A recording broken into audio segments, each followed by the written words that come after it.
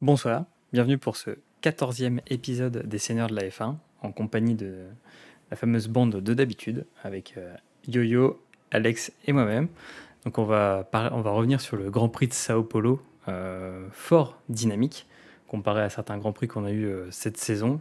Donc là c'était l'avant-dernier Grand Prix de la saison, la semaine prochaine Abu Dhabi pour la phase finale on va dire, même si ça sera surtout contrairement à l'année dernière où c'était un duel pour la première place du championnat. Là, ça va être un duel pour la deuxième place entre Leclerc et Pérez, mais on y reviendra, notamment dans les événements du week-end. Et donc, ce soir, on va vous présenter un format assez long sur tout ce qui s'est passé ce week-end et aussi un sujet focus sur les rivalités euh, entre copilotes, entre coéquipiers, mais aussi les bons teammates, comme on peut en avoir certains. Et on y reviendra notamment à travers tout ce qui s'est passé durant ce week-end. Et ce soir, comme je vous l'ai dit, j'accueille Yo-Yo. Comment tu vas Bonsoir. ce soir? Très bien. Je vais sortir ma petite casquette Ah Mercedes, là là là là. ma petite victoire de Mercedes. Elle faut plus sortir celle d'Aston, je sors celle de Mercedes. Je crois que tu pourras sortir plus souvent celle de Mercedes que moi celle d'Aston.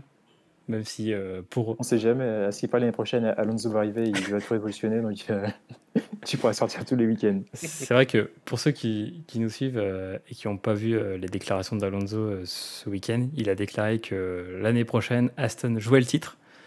Donc, en vrai, on a envie de le croire, mais en même temps, on a envie de rigoler de ça. Donc, on verra s'il est bon. Il est fort en pronostic pour la saison prochaine.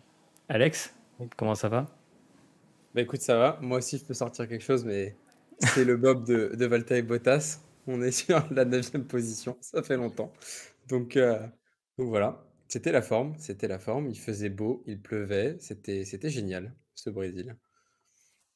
Franchement, en Grand Prix du Brésil, toujours aussi animé, hein. Franchement, on peut pas se louper. Si vous devez cocher des week-ends à réserver en F1 sur certaines saisons, franchement, réservez le Brésil, hein. C'est toujours un bon Grand Prix. Surtout que quid de l'année prochaine où il y aura beaucoup plus de GP, ça sera beaucoup plus compliqué de tout suivre. Donc réservez-vous des petits créneaux pour, par exemple, le Brésil. On avait cité aussi le Mexique la dernière fois, mais c'est toujours des grands prix à suivre. Eh ben, merci messieurs.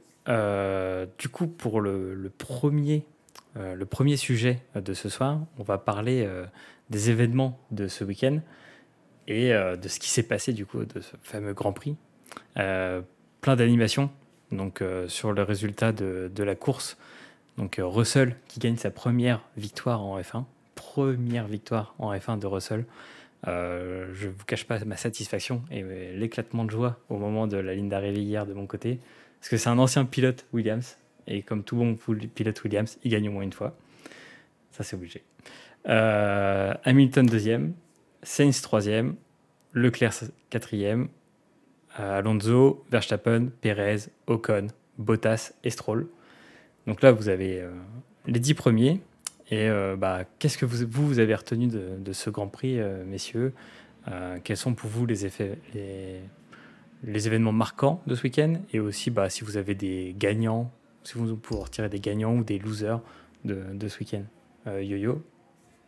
Alors je pense que déjà on peut retenir la pole de As.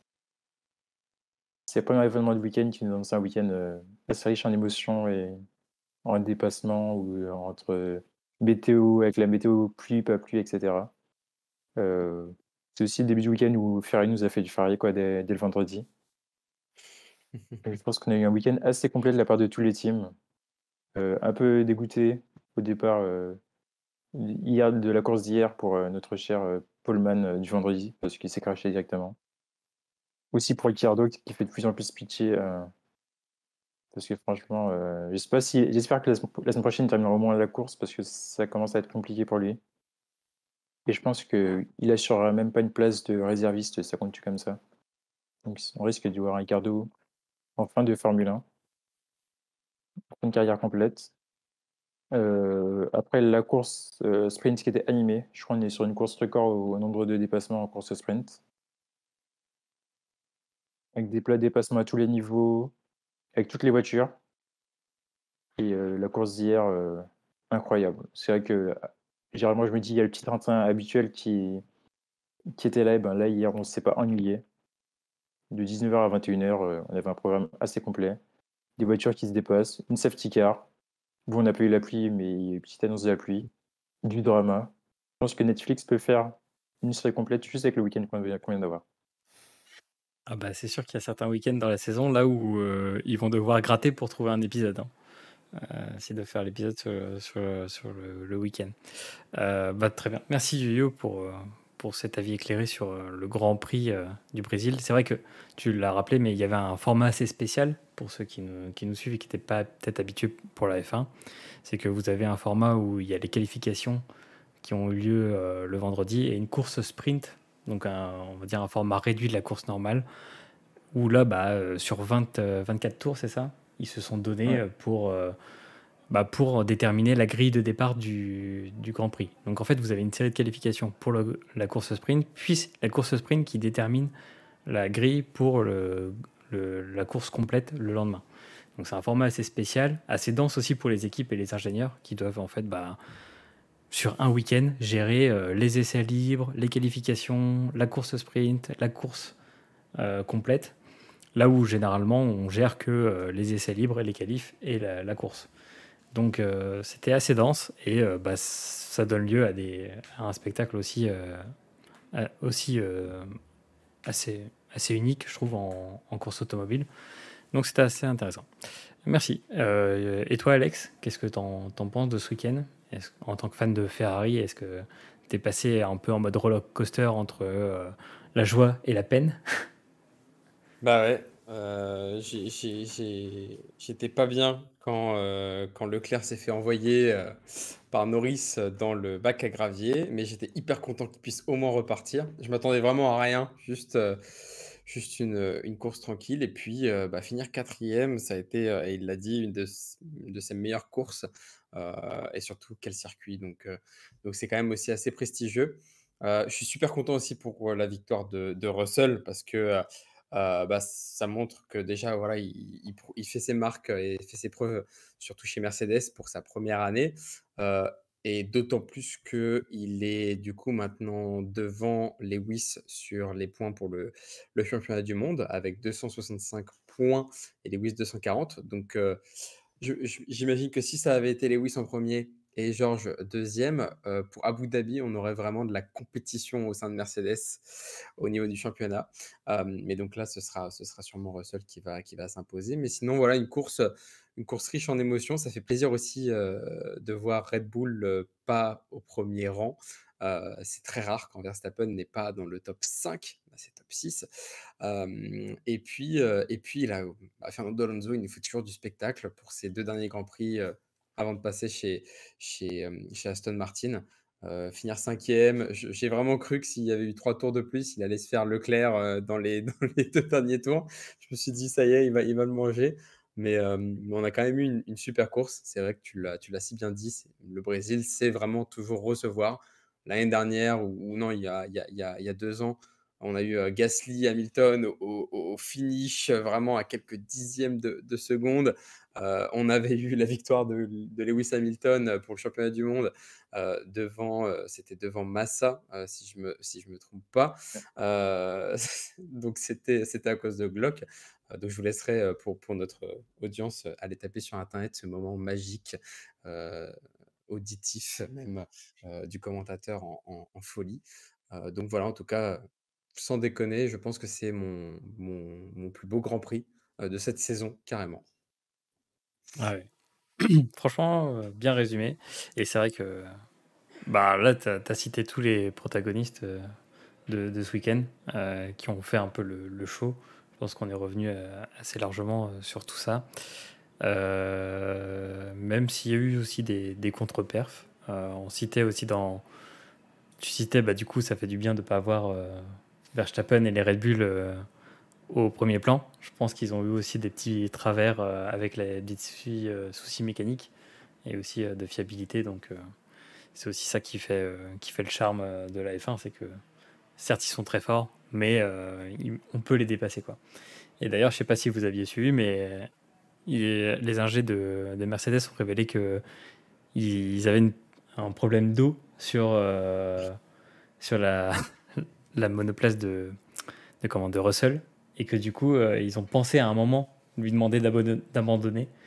Et là franchement, il a répété un cap parce que ça fait ressurgir des vieux démons.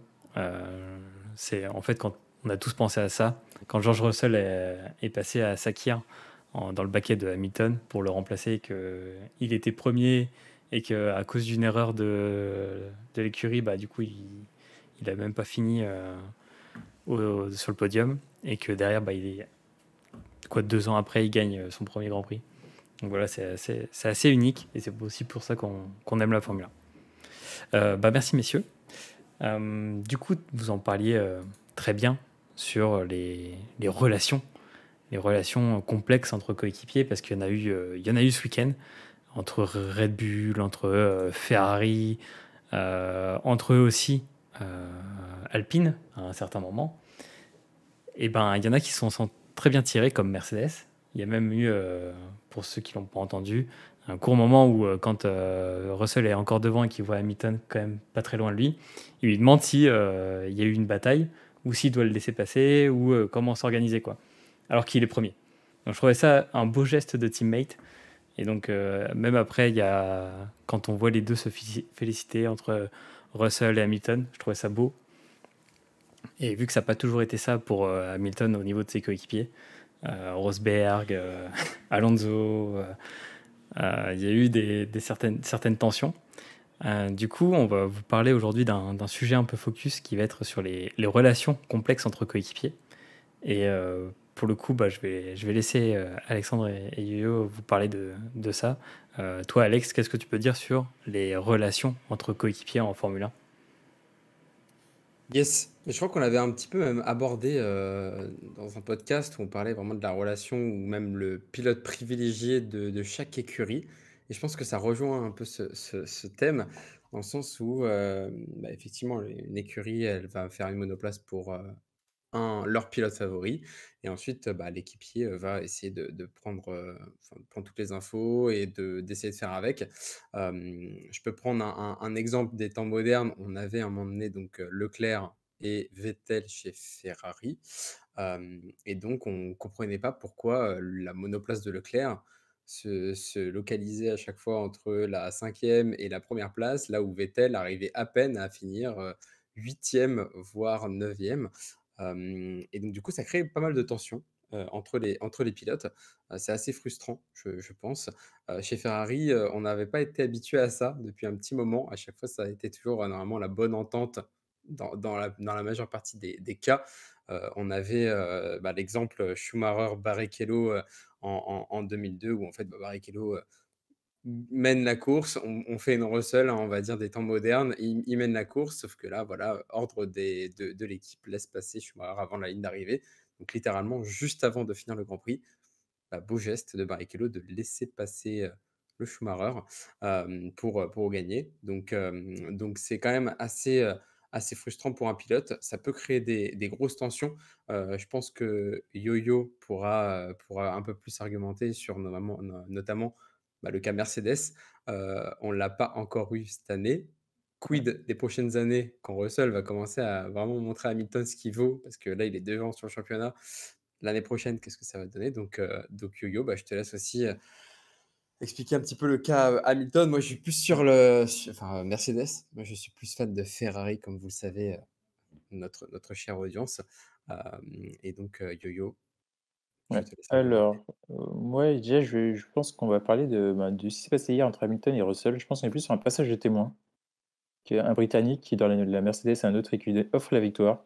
Quand on regarde les temps autour d'Hamilton, c'est quand même celui qui était le plus régulier. Certes, avec sa voiture qui était un petit peu cabossée, mais celui qui était le plus régulier et qui a le meilleur rythme. Donc, je pense qu'à Hamilton, si vous l'attaquez un Russell, il aurait très bien pu y aller.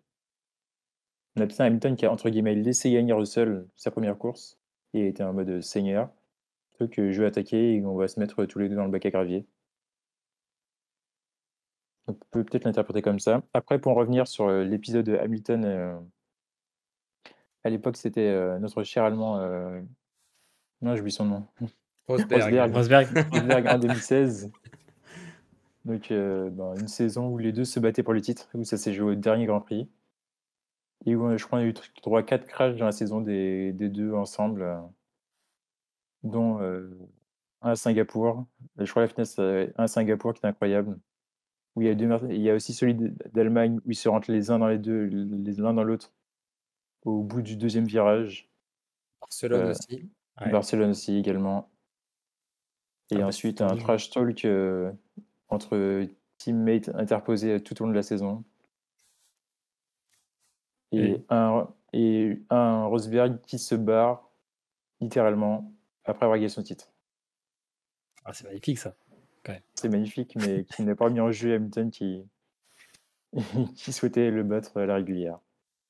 Mais je sais pas si tu avais déjà écouté l'histoire que racontait, je sais plus, je crois que c'était un ingé de Mercedes sur la relation entre Lewis et Nico Rosberg, où du coup Nico Rosberg se battait même, enfin, quand il voyait Lewis aller chercher un café, il essayait juste de courir avant lui pour choper le café, juste pour rentrer dans sa tête mentalement et lui dire regarde mec, je suis là quoi. Ah non, j'ai Et pas entendu. il disait, enfin, genre le moindre truc qui arrivait dans l'équipe, c'était prétexte à compétition entre les deux quoi. Et Rosberg rentrait dans la tête de Lewis comme ça. Et J'avoue, je incroyable. trouve ça incroyable parce que pour le coup, tu vois pas ça dans d'autres écuries. Exactement. Après, ce qu'il faut rappeler, c'est que ce sont deux pilotes qui se battaient ensemble depuis qu'ils ont 6-7 ans. Donc, qui sont rivaux pas dès la naissance, mais presque, quoi, sur une carrière, sur 30 ans de carrière ensemble. C'est ce qui se passait aussi également entre, par exemple, on reprend les cas Ocon et Gasly, donc qui seront teammates l'année prochaine, mais qui se sont pas mal détestés, qui se détestent pas mal encore, même si aujourd'hui on nous montre que tout est beau entre eux parce que c'est une chez Alpine. C'était également le cas entre Schumacher et, euh, et Hakkinen, euh, entre les frères Schumacher aussi, Entre Vettel et Weber aussi. Gros exactement, clash Vettel et qu'il y a Weber eu en aussi. Turquie. C'est- Ah, mais Vettel, à chaque fois, tu sens qu'il a du mal aussi avec ses coéquipiers, quoi. Peu importe où il passe. Exactement, ouais.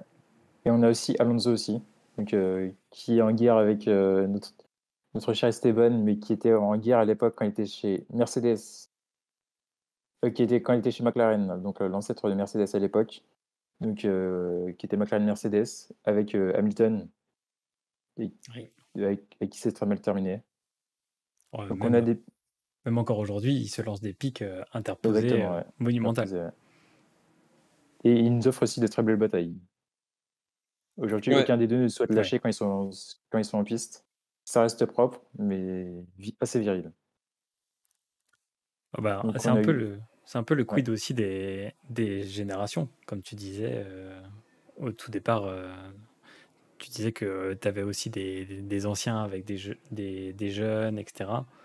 c'est Euh, ça. du coup, c'est un peu question pour vous deux, mais est-ce que vous pensez que la stratégie Red Bull, je crois qu'on en avait déjà parlé quand c'était un peu le cas Red Bull, est-ce que c'est bien vu de leur côté de toujours dire il y a un numéro un peu comme à l'époque où il y avait Schumacher chez Ferrari, où tu décides qui est le numéro un et toutes les décisions sont prises pour le numéro un et le numéro 2 a qu'à s'adapter et où il a qu'à percer si jamais il veut aller titiller le numéro un quoi. Est-ce que c'est pas aussi ça un peu la clé des fois c'est un peu toxique, mais la clé de la relation de certaines teams qui essaient de cadrer les relations entre teammates comme ça avec un rôle de numéro un numéro 2 vraiment déterminé. Lewis et Bottas, c'était clairement le cas, hein. Bottas, enfin, Toto Wolff qui prenait la parole quand Bottas était premier en disant Bottas laisse passer Lewis. Des fois, Bottas coupait sa radio, clairement pour montrer que c'est mort en fait. C'est dead, j'en ai marre d'être tout le temps numéro 2. J'ai envie de gagner un petit peu, là j'ai le cas, j'ai la possibilité, donc voilà. Après, Red Bull aussi, ils sont très difficiles, hein. On a eu le cas de Gasly, il a fait un petit peu de temps chez Red Bull, et si ça suivait pas, c'est out. On a un peu le cas de Perez, si je puis dire. Il n'est pas au level de Verstappen en termes de performance, et ça se sent un petit peu, je pense, au niveau de la pression qu'il a derrière les épaules, si jamais Verstappen sort de piste ou autre. Là, c'est bon, bah, il faut faire avec Pérez et puis basta, quoi. Oui. D'ailleurs, est-ce que vous avez vu le motif? Pourquoi, Verstappen n'a pas laissé passer, Pérez ou pas? Non. Enfin, tu veux dire au Brésil, là? Ouais, Ouais. alors Non. faut qu'on revienne à Monaco de cette saison. Ah oui. Lors des qualifs de Monaco, avant d'entrer dans le tunnel, il y a le virage du tunnel. Pérez se crache et met fin à la période d'essai qualificatif. C'était drapeau rouge, il restait, je crois, moins d'1 minute et Oui, donc ce qui s'est passé, c'est que Pérez s'est délibérément crashé pour être devant Verstappen et il y a eu 2 Ferrari aussi qui étaient devant lui et donc c'est pour ça que Verstappen s'est vengé hier en disant que c'était à cause de ça qu'il était passé, il avait pas laissé passer, Pérez. est-ce que est-ce que tu penses que c'est réellement pour ça ou? Alors ça a été approuvé par les ingénieurs Aïe, aïe, aïe. de Red Bull et quand on regarde la vidéo et quand on écoute la vidéo, quand tu abordes le virage, tu vois qu'il décélère, il commence à entrer dans la zone, dans le virage, pas le tunnel et d'un coup, il met un coup d'accélérateur, il met un gros coup d'accélérateur pour faire partir la voiture. Ah, ça va rendre les tensions très, très fortes, au sein de Red Bull. Est-ce que c'est pas ça qui va peut-être les faire vaciller? C'est-à-dire, vu que Pérez, il lui reste 1 an, c'est ça? Oui, Ouais, il l'avait signé pour 2 ans, je sais plus. il a signé pour 2 ans, ouais. 2 ans, du coup, il il a envie de les faire chier, quoi. Genre, laissez-moi, courir comme je veux. Un peu, il nous fait un peu une petite crise de ce que Bottas avait fait à un certain moment. Mais est-ce que c'est pas ça qui peut faire vriller Red Bull et vriller Verstappen? Parce qu'on l'a vu aussi lors du Grand Prix du Brésil. Quand on tient tête à Verstappen, ce qu'a fait Lewis dans un virage, c'est un fait de course, mais ça démontre bien que Verstappen est habitué à ce qu'on lui laisse la voie libre, à ce qu'on fasse tout pour lui, etc. Et s'il y a quelqu'un qui lui met un peu du sable dans les pieds, bah, du coup, il va essayer de tout faire pour s'en débarrasser. Et est-ce que ça peut créer des tensions au sein de Red Bull et du coup faire un peu vriller 2023 pour eux? Qu'est-ce que vous en pensez? Bah, après, moi, je trouve que Pérez, enfin, j'ai envie de dire, il y a une loi aussi enfin, une règle qui est pas claire, c'est pourquoi quand tu es en qualif, si tu es 1er et que tu te crashes, tu restes premier, tu vois? Enfin, Et là, c'est c'est il était c'est 3e en Et il plus, est il était pas troisième. 1er, il était 3e. ouais, bon, il était 3e. Ah oui, c'est vrai qu'il était 3e. Mais en fait, c'est-à-dire que ton classement ne change pas à la fin, donc on garde la qualif. Moi, je partirais du principe, si j'étais la FIA, hein, que tu te crashes, c'est toi qui as merdé, hein, pardonnez-moi du terme, et en fait, bah, tu as poussé la voiture trop fort, bah, donc du coup, tu es pénalisé, tu pars 10e ou autre et donc bah, il faut aussi exploiter un peu les lois, hein. Je suis désolé, Lewis Hamilton le faisait très bien. L'année dernière, quand il se bataillait contre Red Bull, c'était un jeu de, qui ah bah tiens, il a mordu, la ligne blanche ici, il a fait ça ici, ah, c'est pas clean, ah son aéro, il a un petit peu trop trop travaillé, l'aileron il est un petit peu mystique, allez hop, on va essayer de trouver de la faille pour en tirer parti. Après je pense que tout à fait ce que tu disais, Nico, il a raison, il a 2 ans, il est quand même assez vieux, Pérez, il a fait son temps, donc je pense que là, c'est parti pour 2 années de kiff et l'année prochaine, je pense qu'on peut avoir un Pérez, qui peut se laisser, moins marcher dessus, quoi. Un peu plus dynamique. Parce que Ouais. Verstappen, bon, il montre vraiment son caractère. Tu as vu, justement à la fin, Pérez disait, il montre vraiment qui il est, quoi. Et être rancunier à ce point-là de Monaco, c'est que vraiment là, faut Ouais. jouer, Alors après, il a dit une dinguerie quand il dit les 2 titres, il les a grâce à moi, tu vois. Genre, là, on est un peu quand même sur Checo une. is a legend, hein. Checo Ouais, is a legend. Voilà, avoue que c'est quand même un peu une dinguerie parce que il est pas non plus irréprochable sur tout le Grand Prix qu'il a fait, Checo. Donc, c'est sûr. et du coup, on en a pas parlé, mais Ferrari. On va parler des choses qui fâchent. Alex, Ferrari. Qu'est-ce qu'on en pense des 2 coéquipiers là? Est-ce que pour 2023, il y aura de l'eau dans le gaz? Est-ce que tu penses que Sainz va tout faire pour Abu Dhabi pour que Leclerc dépasse Perez en termes de nombre de points? Comment tu le sens? Moi déjà, comment je le sens? Bah, moi, ce qui me tue, c'est que c'est même plus les stratégistes Ferrari qui font les stratégies, c'est Sainz et Leclerc. Là, on en revient à encore notre podcast où on disait justement, est-ce que c'est les pilotes qui font la strat? Non, mais c'est incroyable quand même que ce soit Sainz qui dise quoi, quand changer les pneus, quand faire les choses comme ça. Enfin, je trouve ça complètement dingue et ça montre où est l'équipe actuellement. Moi, je pense que Sainz, en toute honnêteté, j'aimerais vraiment bien que la Ferrari, elle marche bien là sur Abu Dhabi. C'est un circuit pro Red Bull, hein, faut pas se leurrer. C'est pas parce qu'il y a juste des petites sections de virage que Ferrari va tirer parti. Ce qui peut sauver, ça peut être encore une safety car, un problème chez Red Bull, une perte de puissance, un accrochage. Et encore, maintenant, les accrochages, ça fait gagner en aéro, on a l'impression, et en vitesse de pointe en ligne droite. Mais c'est vrai que c'est quand même triste à dire que tu pars en début de saison de Leclerc, il tient Verstappen, c'est génial. Et là, on passe à un Verstappen qui a 429 points et un Charles Leclerc et un Sergio Perez qui ont 290. C'est quand même exceptionnel. Je pense pas que Sainz va faire une dinguerie. Honnêtement, je pense pas du tout. Parce qu'il a pas ça à faire et surtout, il doit aller chercher Lewis Hamilton. En fait, il a 6 points de Lewis entre la 6e et la 5e place. Il veut aussi montrer qu'il est là pour Ferrari. Mais donc, je pense il va tout donner. Mais je sens pas le dive bomb, tu vois, à la Bottas, en Hongrie, tu vois, qui ramasse toutes les voitures. Bon, pour qu'il pleuve, la probabilité est assez infime là-bas, mais qui ramasse toutes les voitures et ensuite, c'est bon, on fait profiter mon coéquipier pour le Grand Prix. Je pense pas du tout que ce soit la mentalité de Sainz, bien qu'il ait quand même un peu de gêne de rallye en lui, quoi. Oui, ça va. Un peu Et son du, père. Mais bon. et du coup, il y a un autre duel aussi, un peu. Du coup, on parlait du classement, mais Ocon-Alonso, 5 points d'écart avant Abu Dhabi. Est-ce que ça peut. Vu que là, parlons clairement, Alonso en a clairement plus rien à foutre d'Alpine. Vu ses déclarations au Grand Prix du Brésil, c'est quand même assez bizarre venant de sa part. Mais bon, on n'est jamais étonné avec Alonso. Euh, Est-ce que vous pensez qu'il peut y avoir une dinguerie entre les deux, entre Ocon et Alonso, vu que ça s'est aussi accroché pendant la course sprint, que c'était un peu tendu pendant la course? Est-ce que vous pensez que Ocon et Alonso, ça y est, on, on a partagé les affaires, c'est le divorce est consommé, et là, ça va être, on est deux ennemis, on n'est plus coéquipiers, quoi. Yo-Yo, toi qui es fan Alpine. Alors moi, je dirais qu'Alonso, il va peut-être pas cracher sa voiture. Il y a cette virage, un petit show à faire à la fin de la course avec Vettel, où on va se faire des petits donuts pour son départ. Donc il va se dire, bon, bah, faut que je fasse un peu ma voiture, et mes pneus aussi.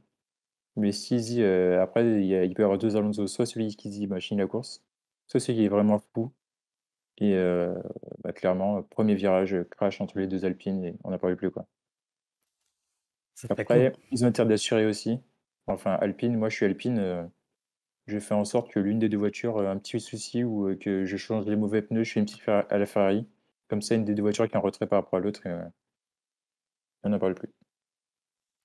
C'est vrai. Ce qui me choque, c'est qu'il y a McLaren qui a 19 points de C'est Alpine. ça. Et c'est vraiment Norris qui carry la team, quoi. Ah oui, oui, oui, parce que pour ceux qui, bah, du coup, pour ceux qui nous écoutent en replay, 148 points pour McLaren. Les 148 points, en fait, il y en a eu 113 de mis par Norris. Donc, on est clairement sur Norris, la reine, que les teams, une team, quoi. Donc, on peut pas dire que Ricciardo joue son rôle de coéquipier à fond, malheureusement.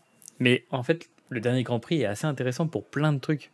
C'est-à-dire que tu as des duels où les coéquipiers vont jouer un rôle essentiel, mais tu ne dois pas perdre de vue l'équipe, parce que Ferrari, si tu fais une boulette, tu as Mercedes qui te colle au basque à 19 points pour la deuxième place au championnat du monde des constructeurs.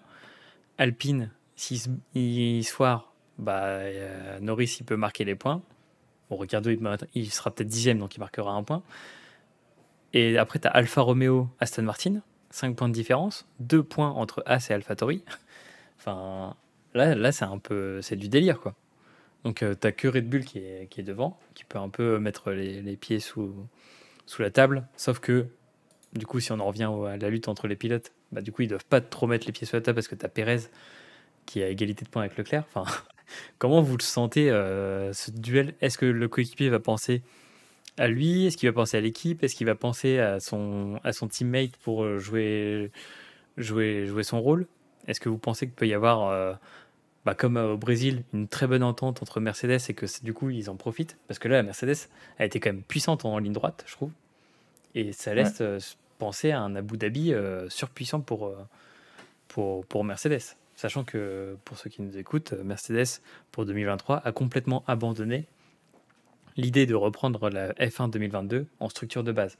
Donc ils vont repartir sur une F1 complètement nouvelle. Qu'est-ce que vous en pensez? Est-ce que ça va être teammate first ou team first ou c'est pour ma gueule et je cours pour moi? Alors, par rapport à ce que tu viens de dire, je pense que Mercedes est obligé de penser en mode teammate. T'as le salary cap qui est fixé pour la prochaine saison aussi. Mais s'ils Ouais. veulent du budget pour développer une voiture complète, ils sont obligés de passer devant Ferrari. Mm. Donc dans ce cas-là, tu es obligé du côté de Mercedes de faire teammate. Et Red Bull, clairement, ça dépendra de Verstappen. S'il fait son bébé gâté, forcément, là, tu risques d'avoir une équipe qui explose avec un petit crash. Euh, Ferrari, ça dépend que de la team Ferrari en elle-même. Je pense que Sainz. Alors Sainz, j'ai quand même quelques craintes. Quand on regarde la saison dernière et cette saison, quand il a la pression, c'est quand même quelqu'un qui fait pas mal d'erreurs. Et derrière, tu as comme une écurie derrière toi qui fait aussi beaucoup d'erreurs, donc les deux combinés, c'est assez compliqué. Et- Alpine, ça dépendra du duel entre les deux pilotes. McLaren, si Ricciardo est dans son jour de chance, clairement, avec un Ricciardo, on peut comme s'attendre à tout. On peut même voir une troisième, quatrième place, hein. Franchement, un Ricciardo dans le bon jour pour son dernier Grand Prix. Avec la voiture qu'il a, quand on voit ce que Norris fait, il y a moyen. Ouais. Alpha, ça dépendra de Bottas, je pense. Aston, j'attends le choix de Vettel, moi, à la fin, un feu d'artifice à la fin, et voilà quoi. Ah, On c'est va pas très exploser. écolo. C'est pas grave, c'est pas très écolo, mais pour le spectacle, il va brûler un peu de gomme. Il se rattrapera sur le quota après sa retraite. Ouais. As, c'est l'équipe, je sais pas, c'est l'équipe qui peut tout gagner et tout perdre à la fois. Quand on voit ce que Schumacher peut faire avec la voiture, quand il a une voiture qui fonctionne, c'est incroyable. Magnussen, pareil. Avec un peu de chance, ils peuvent tous les deux dans le top 10. Et clairement, moi, AlphaTauri, c'est l'équipe dont je vois tout perdre. C'est-à-dire qu'on aura Gasly sur la réserve parce qu'il ne voudra pas perdre ces 2 points qui lui restent pour pas commencer le premier Grand Prix la saison prochaine sous la touche. Et Tsunoda, quoi, il nous fait Tsunoda toute la saison, comme toute la saison. Et Ouais. puis Williams qui peut sortir un petit truc, on sait jamais. Franchement, safety care ou un petit truc, une petite stratégie avec Albon, pourquoi pas. Je te rappelle qu'on a qu'un pilote. Hein. Ouais, un pilote, ça suffit, hein, quand tu regardes. Oui, c'est vrai, ça. Il y a des écuries qui ont un pilote, mais McLaren, ils ont un seul pilote, et ça fait le Non, taf, hein.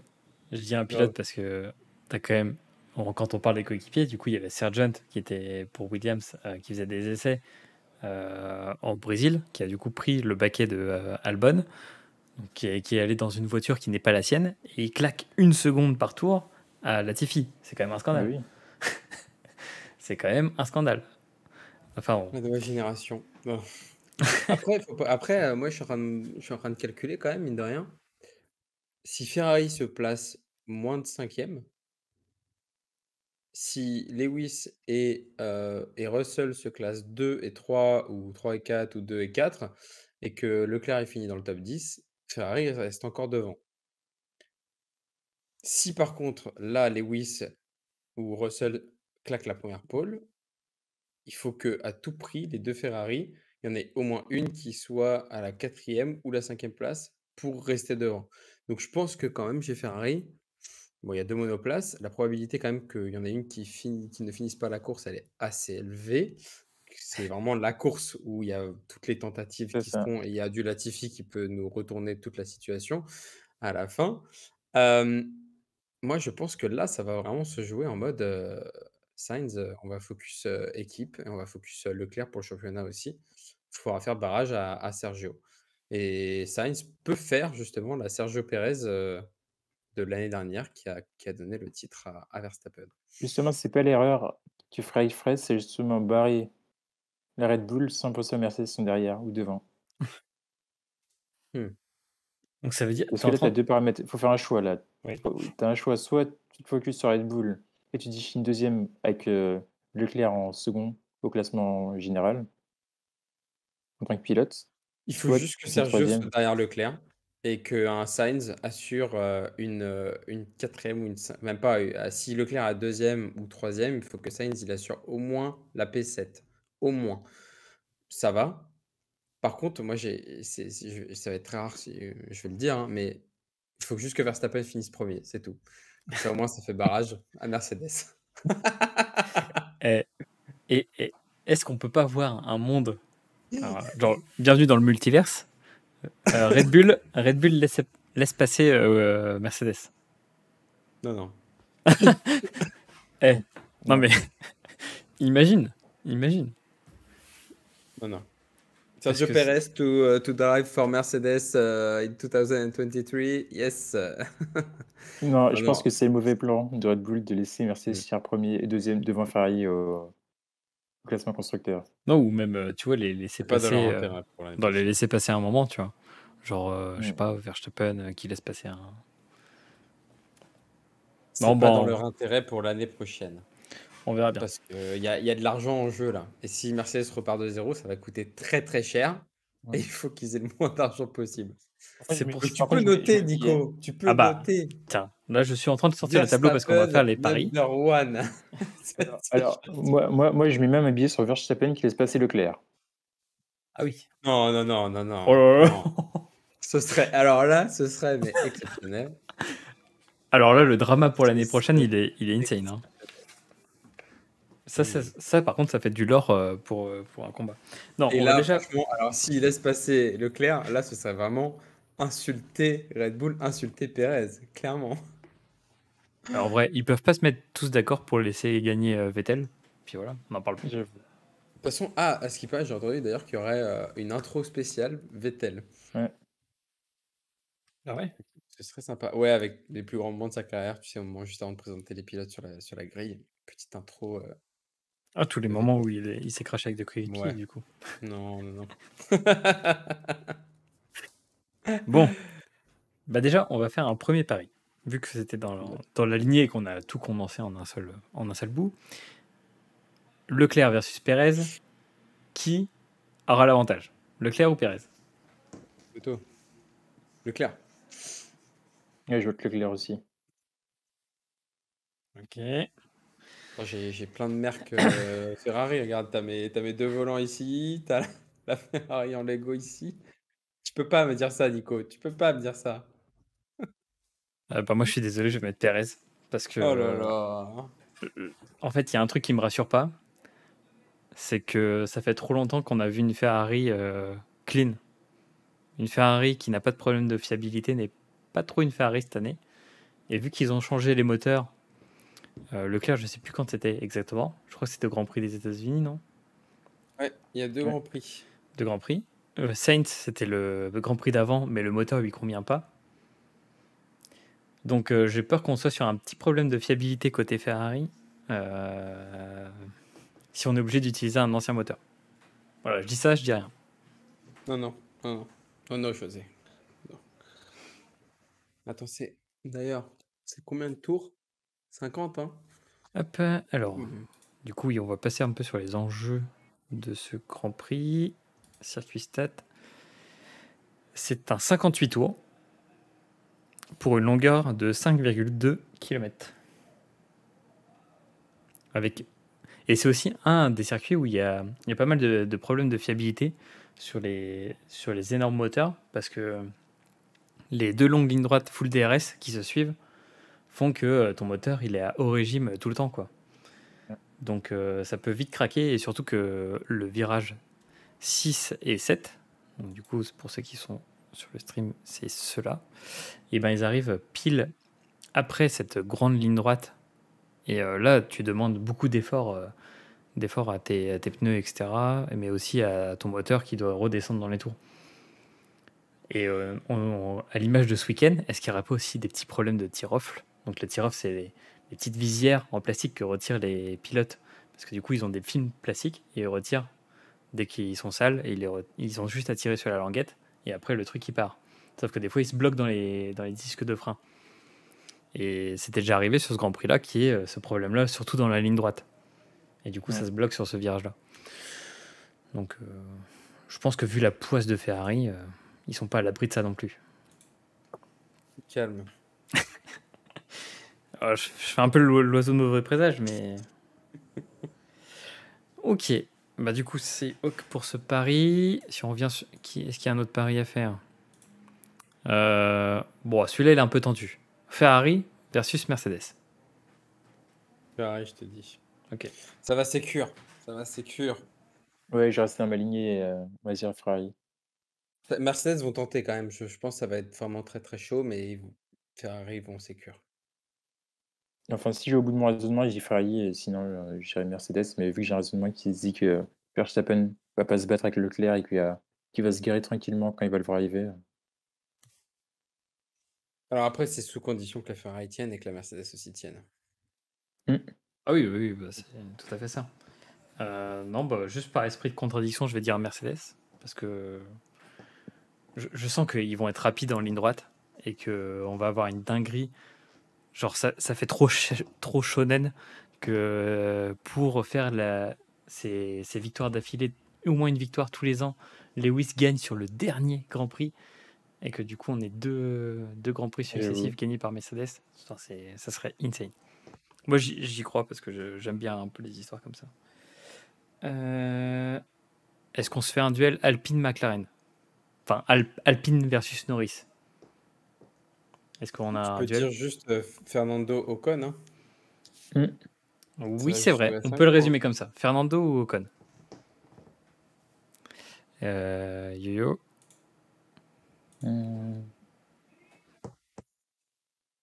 Les Fernando quand même si j'aurais préféré que ce soit Ocon, les Fernando. Ok. Alex?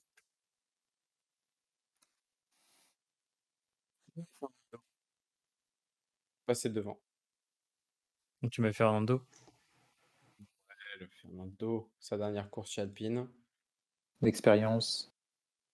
Il va faire une Ricardo, tu vois, mais il n'y a pas de pari avec Habit Bull. J'avoue, j'ai plus l'esprit de contradiction quand on parle de Fernando, donc Fernando aussi. Ok. Est-ce qu'il y a un autre duel à suivre? Bon, on va pas se faire les duels Alfa Romeo Aston Martin. Hein. Je pense que pour un point, ça vaut peut-être pas le coup. Ok. Sachant que si jamais Williams gagne le Grand Prix, ils repassent même pas AlphaTauri. Donc bon. Au moins, ça a le mérite d'être clair. Jamais avec une pluie de sable qui arrive, un tour uniquement qui se réalise sur la course, tout est jouable. Ah, mais 25 points, vu qu'ils ont Alors après, d'accord, ce qui serait drôle, c'est, encore une fois, si on calcule, si Sainz finit deuxième, ce qui serait incroyable, ouais. et Lewis quatrième, il y aurait égalité entre Lewis et Sainz. Du coup, ça se fera. Bah, Sainz, il a gagné, non? C'est quoi? C'est aussi en nombre de... C'est en nombre de victoires. gagné? Nombre de victoires. Ouais. Lewis, il a gagné. Il a pas gagné, Lewis. Il n'a pas gagné. Il y a de la pression Eh oui. aussi chez Mercedes là. Il y a trop de pression là sur le dernier Grand Prix. Allez, c'est un peu moins que l'année dernière, quand même. Un peu moins que l'année dernière, mais. Sainz a gagné le Grande-Bretagne. Donc. Et oui, ça va être compliqué là. Ok. Alors. On a fini pour ces paris-là. On fera juste les paris qui suivent. On va juste, pour terminer aujourd'hui, faire un peu les specs de Yas Marina, le circuit d'Abu Dhabi. Donc, premier Grand Prix en 2009, 58 tours, comme on le disait, 5,2 km le tour, record de Max Verstappen en 2021 en 1,26,103. 2 zones DRS, avec bien sûr... Ah oui, c'est bon. La DRS détection zone 2 qui est juste avant la zone DRS, qui est vraiment juste collée, hein, donc tu peux pas la louper. Donc un circuit assez rapide, très rapide, même limite l'un des plus rapides. Oui, la vitesse de pointe, elle est phénoménale. Pour les horaires, pour ceux qui 14 heures. suivent en France, ouais, 14h la course, donc c'est dimanche. On a des qualifications entre 15h et 16h le samedi, et tous les essais sont du coup le samedi et le vendredi. Donc ça commencera à 11h vendredi. Et là, Et je crois qu'on est à la F2 ce week-end aussi. exactement, j'avais le programme Formula 2, donc la dernière course de F2. Donc si vous avez écouté tous les podcasts au fur et à mesure de la saison, vous savez qu'on aime la F2 et la F3. Et vous allez voir, la F2, c'est incroyable, surtout sur ce Grand Prix, sur ce circuit-là. Donc on a de la F2, on a de la Formula 4. Ok, je ne savais pas que c'était au programme. Donc c'est les Émirats Arabes Unis F4. Stylé, je ne savais pas. Je ne sais même pas si c'est retransmis. Et pas de Porsche Cup. Donc ça sera Formule 2, enfin Formule 4, Formule 2 et Formule 1. Et là, on va passer au sujet que vous attendez tous, les pronos. Et pour commencer les pronos, je demande à Yo-Yo, qui est le roi des pronos en ce moment, de donner son top 3 pour Yes Marina. Alors, top 3, 1, Leclerc. Oh là là, oh, ça commence fort. 2, Verstappen. Verstappen ? Ouais. Ok. Et 3, et 3 Perez. Ouh. Ah ouais. En vrai, j'hésite entre Perez et Hamilton. Mais ouais, je me dis Perez en 3. Yes. Ok. Alex ? Premier Leclerc. J'y crois jusqu'au bout à une victoire parce que ça fait très longtemps. Oui, ça fait trop longtemps, oui. Ouais. Ça fait trop longtemps. Je vais mettre deuxième Verstappen. Hein. Ça y est, Ok. photo. Mais troisième, je mets Russell. Russell ? Ok. Mm. Ok, intéressant. Et toi, Nico?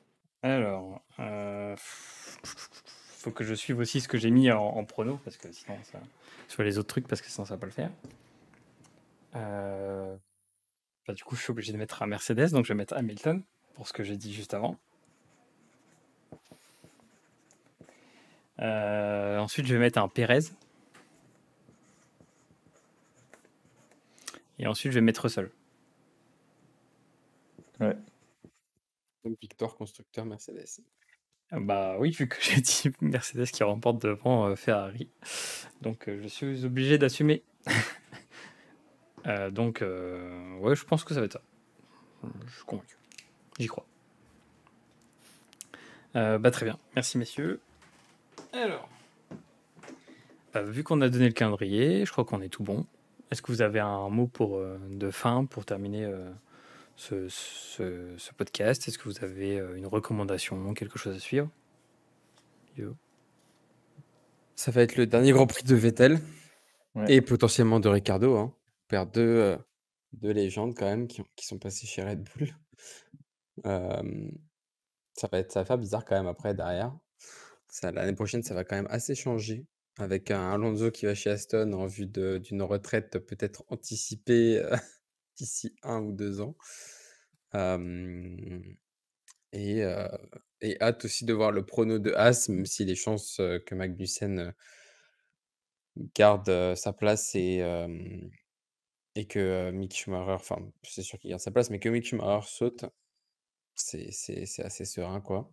Mais je tenais quand même à le dire en podcast, le retour du Hulk, je l'ai annoncé, il fut un temps, le retour du Hulk, potentiellement chez As, ça va Le faire plaisir. fameux Nico Hülkenberg. Pour ceux qui n'ont pas la ref, Nico Hülkenberg qui est l'éternel remplaçant de tous les pilotes malades. Donc voilà. Merci Alex. Yo-Yo, est-ce que Un dernier Alors, mot. pas vraiment de recommandations, sauf peut-être regarder des petits replays de ce qui s'est passé un peu ce week-end. Ce week-end, il y avait la finale du WEC, avec Toyota qui a gagné le titre constructeur devant Alpine. Il y a eu le Supercross de Paris aussi. Je sais pas si vous Oui. l'avez suivi ou pas, mais qui était Ah, sur Automoto la chaîne, qui était incroyable aussi. malheureusement pour les Français, hein, on a envie de dire. Exactement. Parce que pour Alex, qui est peut-être pas la ref, en fait, sur tous les participants, en gros, je crois qu'il y avait 3-4 étrangers et, et le reste c'était des Français. Et les 3-4 étrangers ont fini devant les Français, devant tous les Français. Donc, Ouais. donc autant dire que la Fédération française de la loose s'est donnée à cœur joie de regarder ça. Donc voilà. Et d'ailleurs, à faire un de ces jours, c'est vraiment pas trop cher, donc c'est à Nanterre, dans l'Arena. Ah oui, c'est vrai. Ouais. Donc si un jour il y a l'occasion, les passes, je crois, étaient entre 45 et 60 euros. Donc à faire vraiment un jour, c'est samedi, dimanche. Ok. Bon, Ouais. let's go. L'année prochaine. Rendez-vous. Et Merci, sinon, messieurs. ouais. Sinon, un petit Ah, replay aussi de la NASCAR il y a la semaine dernière, la semaine d'avant. ah oui, c'est vrai. Oui, il y a C'était le 2 semaines. final également. Et où on aurait justement pu parler aussi de nos teammates, des problèmes de teammates, où le champion aurait pu laisser passer son coéquipier qui était au dernier tour pour lui faire gagner au moins une victoire dans la saison. Chose qu'il n'a pas fait malgré lui. Ah, c'est un peu un sujet de multisport, limite qu'on pourrait faire avec tous les teammates, C'est ça. les coéquipiers un peu douteux, etc. Ok, bah merci messieurs pour vos éclairs et bah, de nous avoir aussi renseignés sur tout ça et pour ce sujet focus sur les coéquipiers. On y reviendra, je pense, en début de saison prochaine, vu qu'il y aura des nouveaux, il va y avoir des changements, des transferts, des nouvelles rivalités, des nouvelles peut-être amitiés, même si c'est un peu rare en F1, ou comme tu disais Alex, des passages de témoins entre les anciens et les nouveaux. En tout cas, on verra ça dans les prochains épisodes. En attendant, suivez-nous sur Instagram, YouTube, Twitter. On est là. Sur Instagram, vous retrouvez tous les plannings des Grands Prix au fur et à mesure, les annonces de live, etc. Et sur YouTube, des sujets, les sujets focus qu'on aborde et aussi toutes les VOD disponibles. Donc on vous remercie pour votre soutien et puis rendez-vous au prochain épisode et au prochain virage. Sayonara.